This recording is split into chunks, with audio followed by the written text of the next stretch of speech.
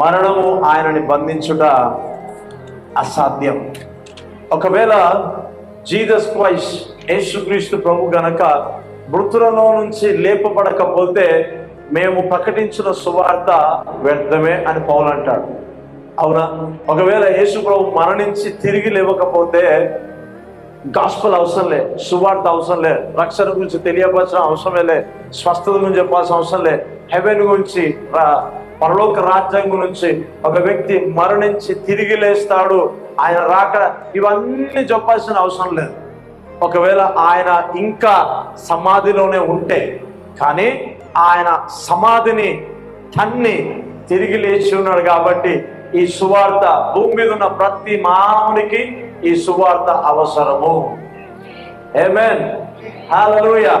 So ఈ సువార్త ఎందుకు తెలియజేయాలంటే ఆయన మరణించి ఆయన సమాధిలో లేడు, ఆయన తిరిగి లేచాడు. ఆయన తిరిగి లేచాడు అని అంటే ఆయనను అంగీకరించిన వారు కూడా ఆయన రాకడలో ఎత్తబడతారు. హల్లెలూయా, ఆమేన్. చూద్దాం బైబిల్లో లూకా సువార్త 24వ అధ్యాయం 25వ వచనం చదువుదాం.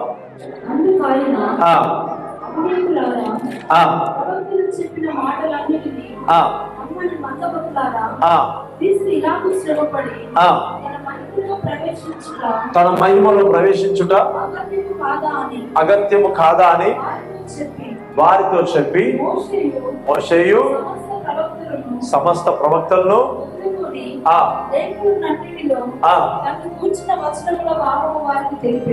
చాలండి. యేసుక్రీస్తు ప్రభు ఆయన సమాధి చేయబడ్డ తర్వాత 3వ దినాన ఆయన లేచి శిశువుని కలిశాడు, ఓకే, స్త్రీలను కలిశాడు. తాను ఏ విధముగా ఎలాగ కనపరుచుకోవాలో అనేకులకు కనిపించి అనేకులతో మాట్లాడుతూ ఉన్నాడు ఆయన. ఆమేన్. ఇక్కడ ఒక ఇద్దరు వ్యక్తులు ప్రయాణం చేస్తూ ఉన్నారు. అవునా? యేసు ప్రభు తిరిగి లేచినప్పుడు మొదటగా యేసు ప్రభుని కలుసుకోవడానికి వెళ్ళింది స్త్రీలే. అందుకనే దేవుని రాజ్యంలో స్త్రీల యొక్క పాత్ర చాలా ప్రాముఖ్యంగా ఉంటుంది.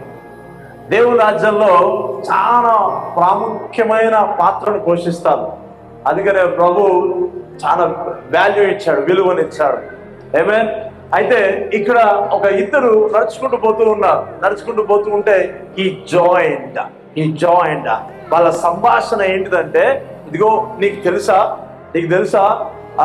యేసు ప్రభుని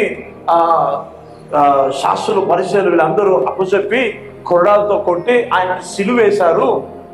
ఆయన చెప్పాడు, లేస్తాడని చెప్పాడు అని అన్నప్పుడు వారు ఆ ఇద్దరి సంభాషణ, చెవులు గలవారు వినుగాక. ఆమేన్. వారి ఇద్దరి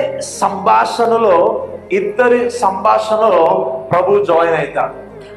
ఆమేన్, హల్లెలూయా. ఎక్కడైతే ఇద్దరు ఆయన గురించి సంభాషణ చేస్తూ ఉంటారో, ఆయన గురించి మాట్లాడతారో లేదా లేఖనాలు మాట్లాడతారో, ప్రభు అక్కడ జాయిన్ అవుతాడు. ఆమేన్. వారితో ప్రభు కలుస్తాడు. ఆమేన్. సువార్త అనేది చాలా శక్తివంతమైనది. గాస్పెల్ అనేది very very very powerful. Okay, so వారిద్దరు జాయిన్ అయ్యి వాళ్ళు మాట్లాడుతుంటే వారిద్దరి మధ్యలో ప్రభు జాయిన్ అయ్యి వారు గుర్తుపట్టలేని స్థితిలో వారు ఉన్నప్పుడు దగ్గర 7 మైల్స్ 7 మైళ్ళు వారితో జర్నీ చేస్తూ ఉంటాడు. అయితే ఈ జర్నీలో నాకు అంటే వారు కూడా, నీకు తెలియదా, నీకు ఇలా జరిగింది, నీకు తెలుసా, ఇలా యేసు ప్రభు పాతి పెట్టి ఆయన చెప్పాడు 3వ దినం లేస్తాడని ఆయనకు చెప్తూ ఉన్నాడు. అయితే ప్రభు జాయిన్ ఏం చేస్తాడంటే ఈ లేఖనం చెప్తూ ఉన్నాడు. అక్కడ 24వ వచనం చదవండి. 24వ వచనం.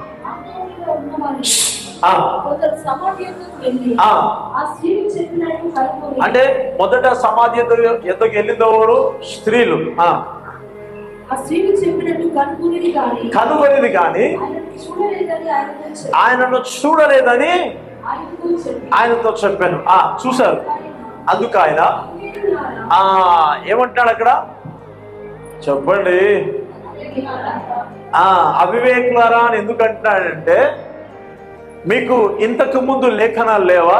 ఇంతకు ముందు ప్రవచనాలు లేవా? ఇది కొత్తగా అనుకుంటున్నారా? ఇది ఇప్పుడే జరిగింది అనుకుంటున్నారా? కాదు. సృష్టి ఆది నుంచే ప్రవక్తల చేత, యాజకుల చేత, సేవకుల చేత ప్రభు అనేకమైన విషయాలు మాట్లాడి ఉన్నాడు కదా. అనేకమైన విషయాలు పునరుత్థాన విషయంలో మాట్లాడు కదా. మీరు గ్రహించలేదా అని అంటాడు. సో వివేకులు ఎవరంటే వాక్యాన్ని గ్రహించిన వారు, లేఖనాలని తెలుసుకున్నవారు. Praise the lord. ఆమేన్. జ్ఞానుడు ఎవరు తెలుసా? లేఖనాలను తెలుసుకున్నవారు. అజ్ఞానుడు ఎవరు తెలుసా? తోసిపుచ్చువాళ్ళు, వ్యతిరేకించేవారు. అట్లా అవుతుందా? ఎందుకు కాదు? సృష్టికర్త ఆయన. ఆమేన్. హల్లెలూయా. ఆయన బర్త్ సూపర్ న్యాచురల్, ఆయన మరణం సూపర్ న్యాచురల్, ఆయన రిజరెక్షన్ సూపర్ న్యాచురల్. ప్రతిదీ అసాధారణమైనది. ఆమేన్. హల్లెలూయా.